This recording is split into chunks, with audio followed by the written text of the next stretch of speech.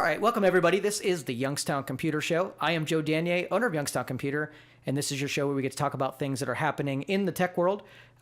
Today's a little bit of an abbreviated show. We have an Indians baseball game coming up at 1:35, but I figured I'd take this time and do a little bit of a book report from a little bit of a trip that I took this past weekend. We took the Tesla across the state of Pennsylvania and visited New York City over the weekend, and got to experience everything that goes along with electric vehicle. Got to do the supercharging stations and the range anxiety, the whole charging thing from start to finish. So I figured I'd talk to you a little bit about it and let you know what's going on in that Tesla world. Also got some news events that are happening with electric vehicles as well. So right off the get-go, the trip was in its entirety about 412 miles is where we took it. And I purchased the mid-range Tesla, and so I get about 260 miles per charge. That's sort of like optimal conditions, good weather, good elevation, stuff like that. And this trip, if you've ever gone over Pennsylvania, it's very hilly. The day that we actually traveled was a little bit colder. We had sort of a couple snap snowstorms when we were going through the mountains, so it was right around the freezing mark. Very hilly, and I'm not one to do 70 miles an hour. I'm not even one to do 75 miles an hour. I'm one to do about 79 miles per hour. So I kind of pushed the limitation. And I'll tell you, I did treat this like an experiment where I changed speeds and tried a different couple things to see if I can conserve energy or extend energy, or if how much more I would use if I went even faster or just paid no consequences whatsoever. And the data was amazing. I'm telling you, I got not even close to the recommended range. So 260 would have been a pipe dream. Within the first 15, 20 minutes of travel, and that would have been about 15 miles of actual road time. I was down about 40 miles of range. So just within the first couple, I knew that there's no way that I was going to be able to make this in 2 stops. It was going to definitely be a 3-stop, adventure. So we hit the first charging station. It was about 120 miles in, about 2 hours of travel, maybe a little bit 130 miles for that first one. And I had it charged up all the way. So I arrived in somewhere in Pennsylvania with plenty of charge to spare. And what I've read and what I was expecting was about a 30-minute charge cycle. And so I pulled up, I plugged in, and I was watching this thing just climb from the percentage that I rolled in with. It was really charging fast. I thought, wow, this is going to be a 15-minute charge, not a 30-minute. And I watched it, and when it first starts charging, it goes super fast. And then as the battery fills, it starts slowing down on how long it's going to take to charge. So maybe the first 5 minutes were super fast, and then the next 5 minutes were a little bit slower, and so on and so forth. And I think the first stop was about 45 minutes. Now, I charged it probably longer than I should have. It got down, really slow, and I still waited a little while longer. I think I could pack on a little bit more range on there before I pulled out. I knew that my next stop was another 120 miles. So I knew that, that range was a shoo-in. So I probably could have gone to like 180 and known that I can go 120 pretty easily. But I went to more like 218. So I waited longer than I normally would have. I will tell you this, the temperature really does affect it. I noticed that when we were at the freezing mark, I was shedding range faster than when we were at 45, 47. So temperature really does affect these battery packs, as well as the hilliness. Now, the nice thing is it has regenerative braking. So basically what happens is when you're going up an incline over the mountains, you're going to pay a consequence on using more battery. You see a little, throttle line or whatever you call it, gas line, and you see that you're using more energy to go up. But you're assuming that there's going to be a downside to that mountain. And then when you start going down, you're going to be using equal to lesser energy. And not only are you going to use lesser energy, when you start spinning the engine the other way, it starts claiming some of that energy back to the battery. So let's just say you're coasting down and you're not using any battery off. It turns in from a battery, or it turns in from an engine to a generator, and it starts pushing energy back into the battery. So that's what I was hoping, is that when you go up the hill, you lose a little bit more, but when you're going downhill, you're gaining a little bit more. And I did see a good bit of that, but I'll tell you, the drain from going up was more considerable than the reclaiming the energy on the downside. So I don't know if it's an efficiency thing where you're doing 100% on the way up and you're doing maybe 50% reclaimed on the way down, but it was noticeable. When I took a trip to Ashtabula, and I took the range in account for miles expense, it was about within 6 miles of range.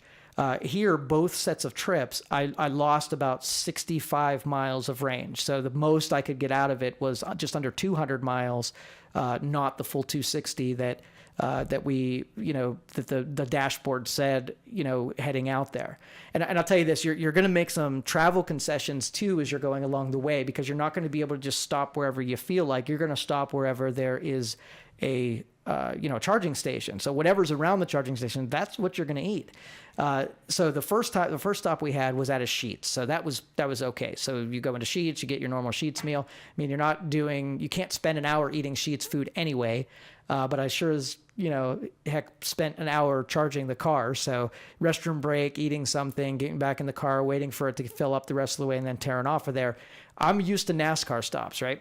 7 minutes and I want to be out of there and back on my way. So sitting at a gas station for an hour, it's a different thing. Okay. So anyway, my second stop was, so the first stop I hit right around the 10:30 in the morning mark. The second stop, I wanted to make it so that it was around lunch so that I could actually stop somewhere and have something to eat. And this was a Ruby Tuesdays that installed a charging station. So that was kind of nice because you got to eat a regular meal and you didn't mind so much you're waiting because you'd have to eat anyway. Like I know, my previous self would have been like, Debbie, jump in the store, grab whatever you can. Let's get out of here. Let's get back on the road and try to make it a full eating stop in 15 minutes. But this, I kind of took my time and it was no pressure.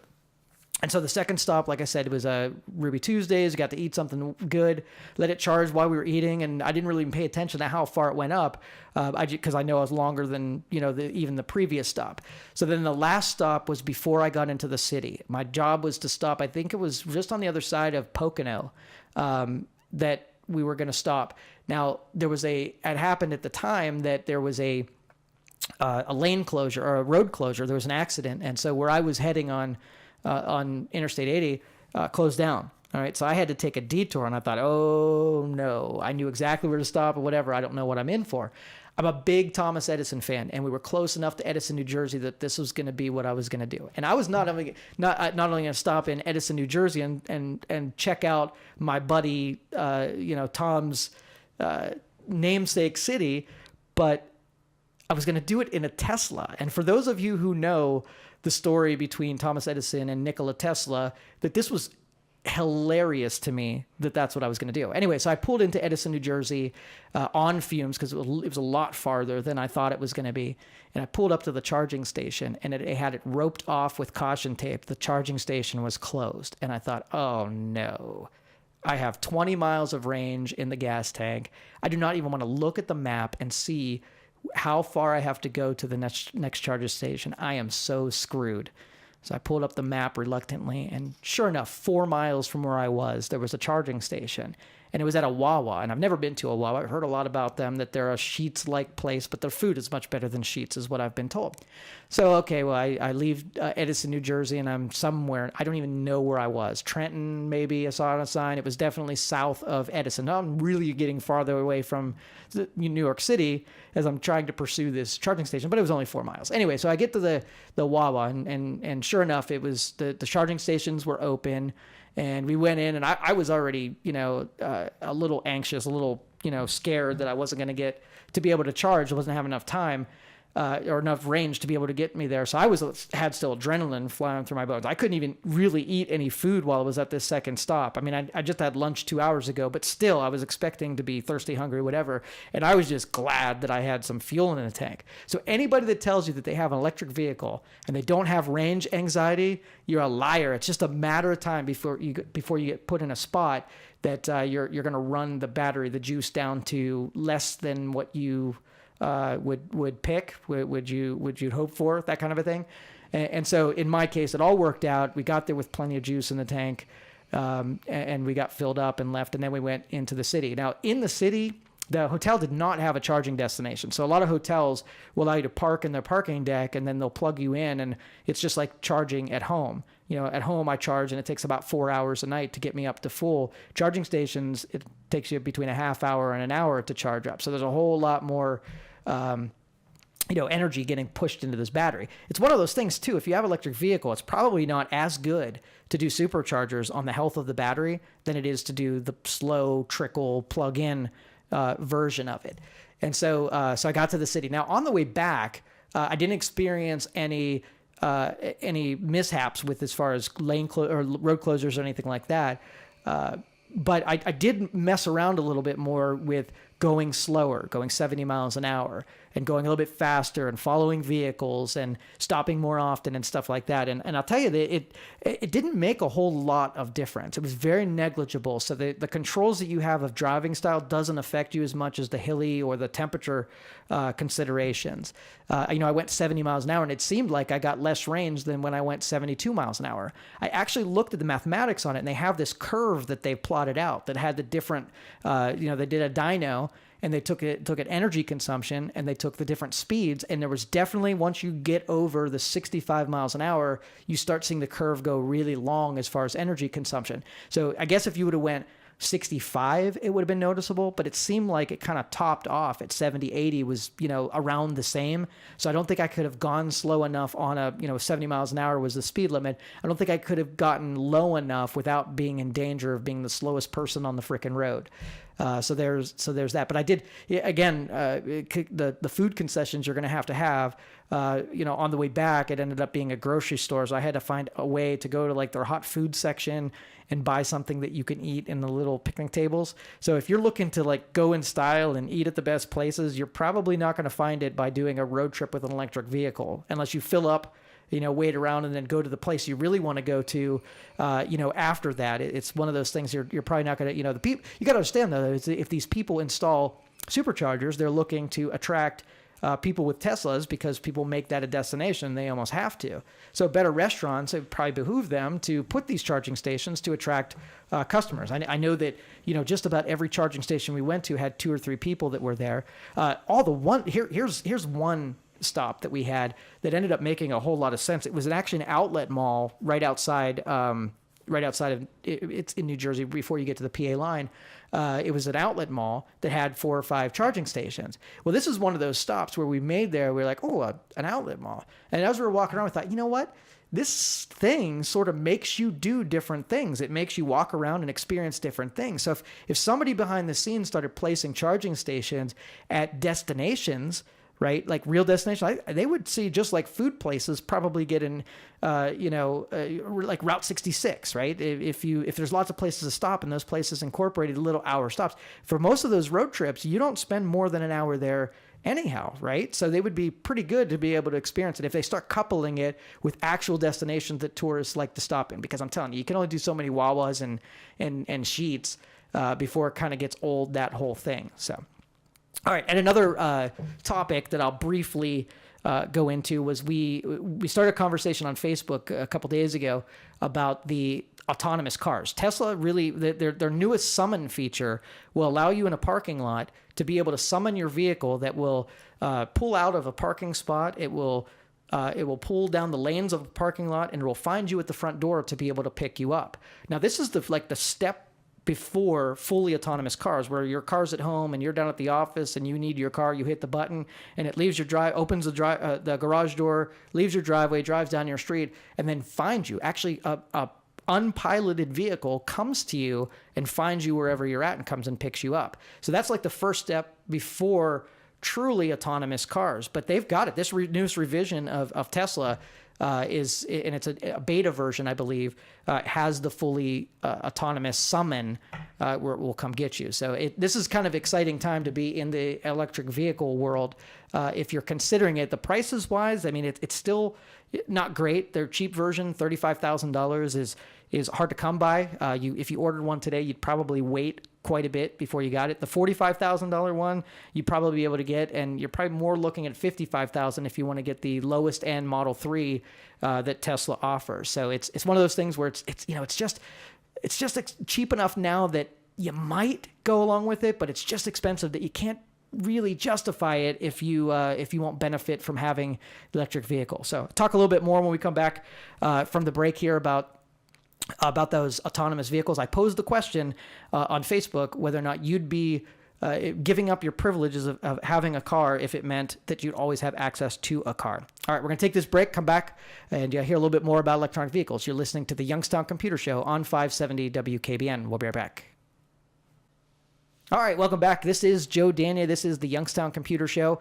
Real quick, talking about electric vehicles. We were talking about autonomous stuff. Now, the question that I posed on Facebook was simply if you had access to a car. Okay, so the statistics are that we park our cars 95% of the time, and we're actually in them driving around about 5% of the time.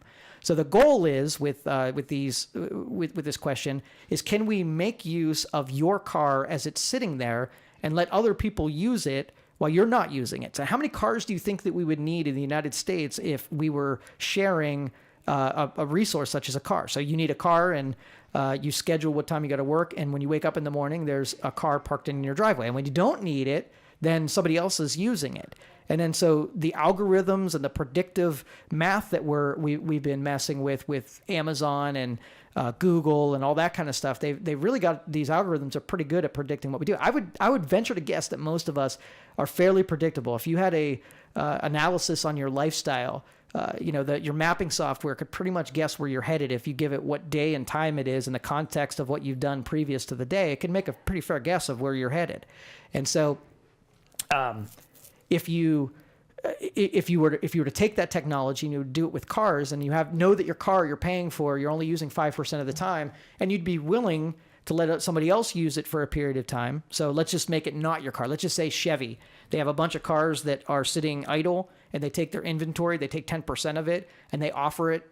And granted, it has to be autonomous. These cars have to be able to drive themselves around. Once you involve a person having to move the car around, costs get too high, and there's no way that it's going to happen. So these autonomous cars have to be able to shuffle themselves around and park in people's driveway and make themselves available for other people.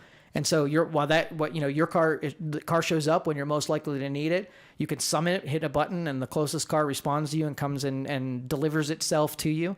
There's 250 million cars in the United States, and if only 13 million of them are being used at any given time, there's some inventory that can be shared amongst others. So I'll ask the question to all of you guys, and I'm interested to see how you respond. If it meant giving up your car, and you don't have to really give it up. This isn't an all or nothing thing. If you would just be willing to pay a subscription, if you were to pay $400 a month, we'll say, and that means that you have access to a car anytime you need it. Think Uber, right? But instead of an Uber driver, think about what if your car went in the shop and you had to Uber everywhere. You'd have to, deal with a person and have to drive to you and whatever. So let's just say you paid a subscription fee and you could get as many Ubers as you possibly can. And not only is it an Uber driver, but they can get to you faster because there's more of them. They can move themselves in anticipation for you needing them. And then, the driver doesn't have to make those distinctions, right? The driver doesn't have to make those decisions. So it's one of those things where if you had access to Uber on a subscription, how you'd use it, and then if you had an autonomous car that would be at your beck and call, would you be willing to pay $400 a month for it to have access to a car all the time? I mean, the roads, you'd have less cars on it, so you'd have less congestion, you'd have less pollution, you'd need less resources. But drivers, we kind of like our freedom to be able to travel and move as we see fit. And I don't know if you're encumbered by having to call on a car rather than just have one sitting there waiting for you whenever you need it. And I think it's, honestly, for most drivers, I think if you gave the choice that you could own one if you wanted to, but if you wanted to also make use of one, I think you put a nice one in the driveway, but the one you're going to beat up the most is going to be the autonomous one that is shared amongst all people. I started doing the math, and I really think that you could make it work. I think if you had to pay $400, and you could probably get a ratio of, one car for every 3 or 4 people, all right, and then just scatter them so that they're close enough to people, to population centers. I think you might be onto something. So, all right, we could talk about this in future shows. It's an interesting question, but I appreciate your attention and listening to my book report on electric vehicles. We'll spend some more time talking about it when we encompass or we endure more experiences with it. So we'll catch you guys next week. I appreciate you being there. And you have now listened to the Youngstown Computer Show on 570 WKBN.